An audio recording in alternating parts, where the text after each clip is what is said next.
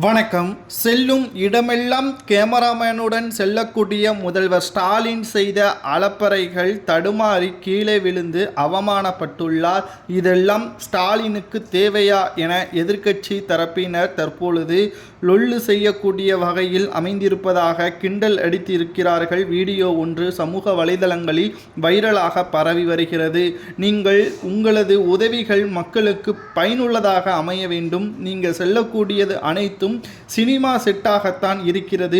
அதையும் சரியாக செய்யாமல் மக்களிடம் ஏமாற்றத்தை தான் பெறுகிறீர்கள் என்றும் எடப்பாடி பழனிசாமி அவர்கள் தெரிவித்திருக்கிறார். அதாவது தமிழக முதல்வர் ஸ்டாலின் அவர்கள் நேற்று சென்னை கண்ணகி நகரில் உள்ள 3.8 கோடி செலவில் சீரமைக்கப்பட்ட விழுதுகள் சேவை மையத்தை தொடங்கி வைத்தார். இங்கு மாற்றுத்திறனாளிகளுக்கு உடல் மற்றும் மனம் சார்ந்த மறுவாழ்வு சேவை வழங்கப்படுகிறது. அங்குள்ள அரசு பள்ளிக்கு முதல்வர் ஸ்டாலின் சென்று குழந்தைகளுக்கு பரிசு பொருட்களையும் வழங்கியுள்ளார்.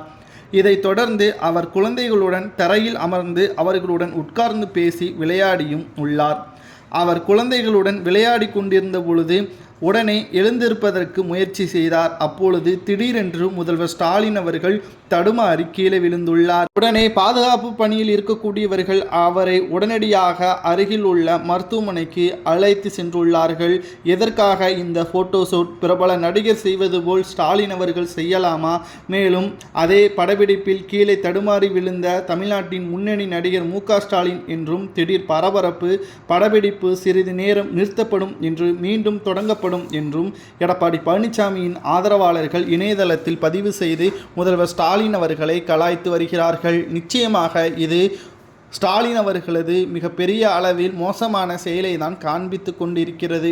செய்யக்கூடிய சேவைகள் மக்களின் வளர்ச்சிக்காக அனைத்து திட்டங்களும் அதிமுகவின் ஆட்சியில் கொண்டு வரப்பட்டது. அதை திமுகவின் ஆட்சியில் கடைசி நேரத்தில் பெயரை மாற்றி வைத்தால் அது உங்களது பிள்ளையாக மாறிவிடுமா என்ற கேள்வியை தான் எடப்பாடி முன்வைத்து உள்ளார். 400 வாக்குறுதிகள் என்ன ஆனது? டாஸ்மாகை மூடுங்கள் என்று மக்களவையில் உங்களது கூட்டணி கேட்கிறது. ஆனால் இங்கு ஒரு டாஸ்மாகை கூட மூடாமல் வேடிக்கை பார்ப்பது நியாயமா? கள்ளச்சாராயத்தை ஊக்குவிப்பது சரிதானா என்று அடுக்கடுக்கான குற்றச்சாட்டுகளையும் எடப்பாடி பழனிசாமி அவர்கள் முன்வைத்துள்ளார். படப்பிடிப்பிற்கு செல்வது போல் உடனுக்குடன் எல்லா இடங்களுக்கும் சென்று போட்டோஷூட்கள் எடுத்து விளம்பரம் செய்தால் மட்டும் நீங்கள் நல்லவராக மாறிவிட முடியாது. நல்லது செய்தால் மட்டும்தான் நல்லவராக மாற முடியும் என்று எடப்பாடி பழனிசாமி அவர்கள் விமர்சனம் செய்துள்ளார். தற்பொழுது எடப்பாடி பழனிசாமி அவர்களது ஆதரவாளர்கள் சமூக வலைதளங்களில் கூறுவது என்னவென்றால், தமிழகத்தில் முதல்வர் ஸ்டாலின் கிடையாது, தமிழகத்தின் முன்னணி நடிகர் மு.க. ஸ்டாலின் என்று ஹேஷ்டேக் சமூக வலைதளங்களில் வைரலாக பரவி வருகிறது.